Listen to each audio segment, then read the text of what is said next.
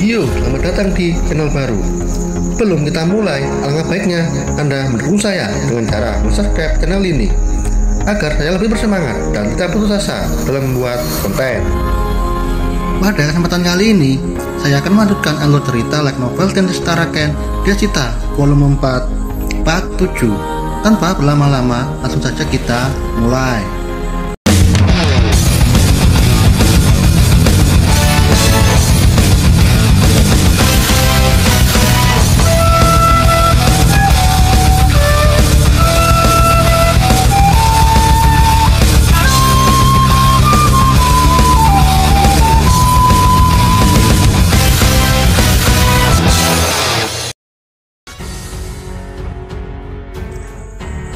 Setelah malam menjelang, Shiso meminta Fran untuk beristirahat dengan menyaksikan festival malam bulan Maret.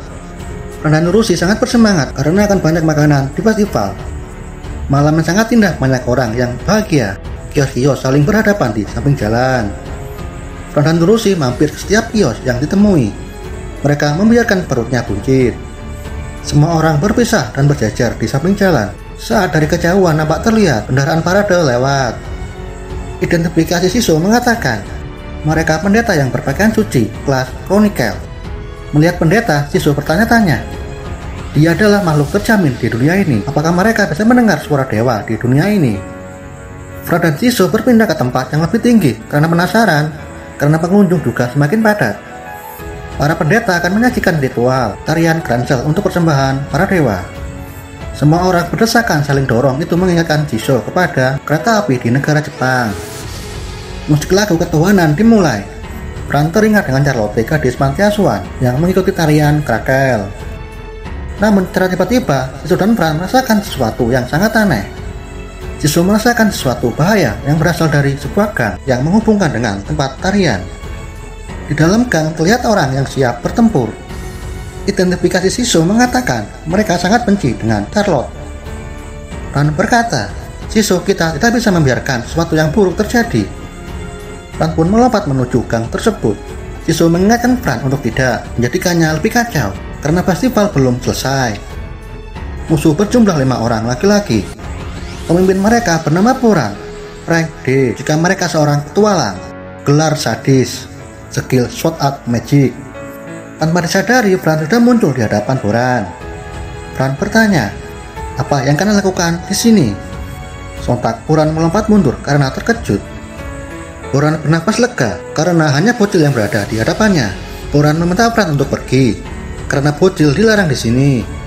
Dan jangan salahkan kami jika kau menangis. Fran bertanya, apa kau terburu-buru? Apa kau bagian dari upacara ini? Apakah kau orang jahat? Urat di dahi Puran berdenyut saat melihat Fran bertanya dengan melotot. Puran mengayunkan tangannya yang hendak menangkap Fran. Namun itulah masalahnya, Fran menghindari dengan mudah. Puran terkejut, apa-apa anak-anak ini dia bisa menghindarinya. Saat akan menggunakan skill lain, Puran membatalkan niatnya karena waktu sudah habis dan target kita bukanlah gadis ini. Tinggalkan saja bocil ini dan fokus pada target. Fran bertanya kepada Shiso, Shiso, siapa target mereka saat ini? Shiso menjawab, kita akan mendapat informasi jika kita menyiksanya. Saat baru hendak pergi, tiba-tiba kedua temannya terkapar di tanah. Mereka berteriak kesakitan. Kurangnya penerangan, mereka tidak tahu apa yang menggigitnya. Puran yang sudah melengak di tanah, Puran menatap Fran dengan tajam. Puran curiga Fran adalah sumber serangan tersebut. Saat hendak mencari informasi, petugas patroli berlari menuju gang tempat di mana Urushi mengajar mereka. Penjaga bertanya kepada Fran, Nona muda, apa kau melihat sesuatu? Fran menjelaskan, aku datang ke sini untuk menonton festival. Kemudian aku mendengar orang-orang ini akan menculik seseorang. Dan aku sendiri juga tidak tahu apa yang terjadi pada mereka. Tiba-tiba mereka terjatuh dan kesakitan. Salah satu penjaga tidak puas dengan pernyataan Fran. Saat mencoba menekan Fran, salah satu temannya menghentikannya. Para penjaga berkumpul dan berbisik, aku pernah melihat bocil ini. Dia memiliki hubungan dengan kerajaan Kileas. Dia juga pernah pergi ke tempat Kon Sebastian.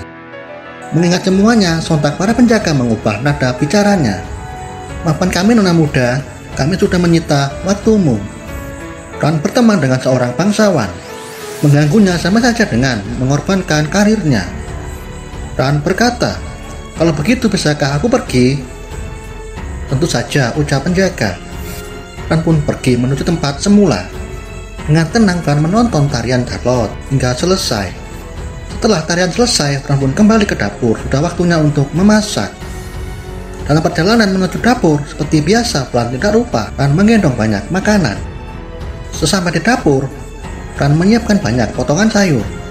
Dengan urusi mengocok tong yang berisi susu hingga menjadi mentega. Tak lama kemudian sesuatu yang aneh terjadi. Secara mengejutkan kesadaran Jisoo menghilang di telan kegelapan. Saat tersadar, Jisoo tidak tahu entah berada di mana saat ini. Jisoo terbaring di dalam sebuah peti. Jisoo kebingungan, entah bagaimana bisa masuk ke dalam peti, padahal tidak ada jalan untuk masuk ke dalam peti. Saat Jisoo mencari jalan keluar atau sosok familiar, Jisoo melihat seorang pria yang berpakaian jubah hitam. Jisoo mengira bahwa laki-laki itu adalah malaikat penyabut nyawa. Jisoo bertanya-tanya apakah aku sudah meninggal. Terlepas dari kemunculannya, Jisoo tidak bisa merasakan kehadirannya. Dia seperti hantu. Senyum menakutkan, tatapan mata yang tajam, taring panjang di mulutnya itu benar-benar mengerikan. Saat Jisoo bertanya, "Siapa dirimu?" Pria tersebut tidak menjawab, menutup mulutnya dengan kedua tangannya. Setelah menyadari pria tersebut ternyata tidak bisa berbicara. Pria tersebut berbicara dengan bahasa tubuh. Namun Jisoo tidak tahu apa yang dia coba untuk dikatakan. Sedikit demi sedikit Jisoo akhirnya memahami. Dia seorang lich yang memberitahu Jisoo tentang pembangkitan potensial. Dia jiwa lain yang bersemayam di dalam jiwa Jisoo. Lebih tepatnya dia suara misterius yang menghancurkan kerajaan Shidoran saat Fran bertarung dengan Dragon Fang Parja. Bagi yang belum paham siapa suara misterius, silahkan tonton di playlist atau baca elannya sendiri. Jadi di dalam jiwa Jisoo ada jiwa suara misterius dan juga announcer San. Identitas announcer San bisa disamakan dengan Raphael Sensei, sama-sama bisa menciptakan skill. Jadi Fran sekarang punya teman dua jiwa selain Jisoo yang sangat mengerikan. Satu serangan suara misterius itu bisa menghancurkan satu negara. Dan itu akan semakin mengerikan jika suara misterius kehilangan kendali. Kota pun akan lenyap dalam sekejap. Saat Jisoo bertanya, "Siapa namamu?" suara misterius menatap langit. Tidak ada bintang, yang hanya ada bulan. Jisoo menyadari kehadirannya berhubungan dengan festival bulan Maret yang sudah dimulai. Suara misterius melambaikan tangan dan berharap bisa bertemu lagi. Dia pun mulai menghilang. Jisoo bangun dari mimpinya. Saat membuka mata, Jisoo masih berada di dalam dapur. Saat menatap jam, tidak ada yang berubah, satu detik pun tidak bergerak. Jadi waktu terhenti saat Jisoo bertemu dengan suara misterius. Jisoo teringat dengan sesuatu yang sama pernah terjadi di masa lalu. Dia adalah suara yang pertama kali berbicara dengan Jisoo saat Jisoo dipanggil ke dunia ini. 1 hari berlalu sejak festival dimulai. Pagi hari, Fran pergi menuju kuil petualang. Di kuil petualang ada seseorang yang Fran dia cari. Dia Colbert dengan partinya. Colbert membawa partinya 3 wanita. Mereka adalah petualang Crimson Maiden, para petualang yang Fran pernah selamatkan dari kepungan para bandit. Meskipun mereka semua lebih tua dari Fran dan sama-sama rank D, mereka sangat menghormati Fran sebagai majikan. Terlebih lagi individu Fran, petualang tipe solo. Perbedaan kekuatan sangat berbeda jauh. Fran berikut mereka, Fran akan menjadikan mereka sebagai kasir dan penyiap makanan. Mengetahui semuanya, Colbert tidak menyangka bahwa partinya pernah diselamatkan Fran dari bahaya. Mereka bertiga sangat menguntungkan bagi Fran, karena skill ketiganya berhubungan dengan perdagangan. Nama mereka Judith, Maya, dan Lydia. Maya adalah wanita yang memakai penutup mata. Dia sangat iri dengan Fran karena kalah telak. Tidak hanya kekuatan tapi juga keimutan. Di antara ketiganya hanyalah skill Lydia yang paling menarik. Lydia memiliki skill Cut of Wisdom Blessing. Efek meningkatkan skill tipe sihir. Magic Circle. Efek memungkinkan membuat item yang sangat menarik.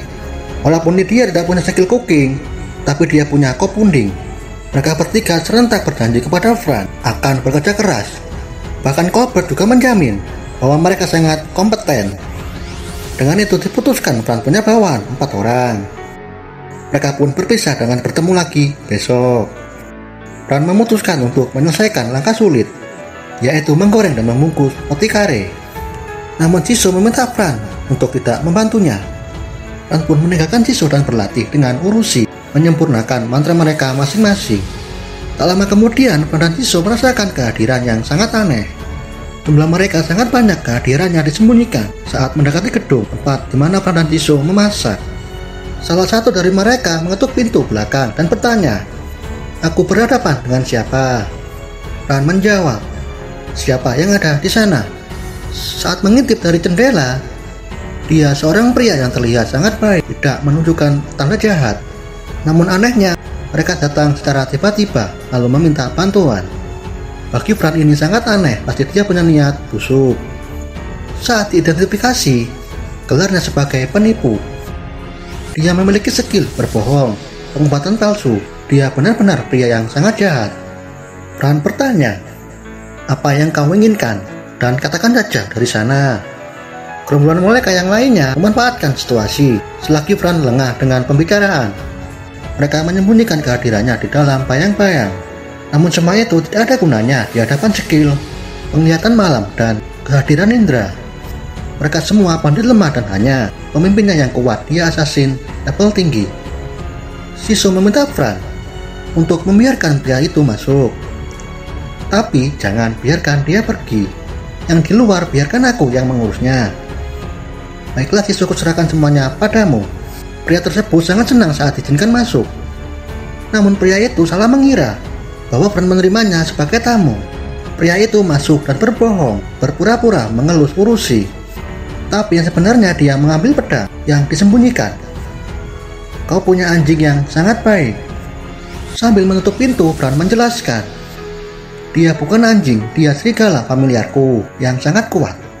Dia monster yang sangat kuat dan sanggup membunuh manusia." Senyum palsu terlihat di mulut pria itu. Dan kita lanjut di video selanjutnya. Terima kasih sudah menonton.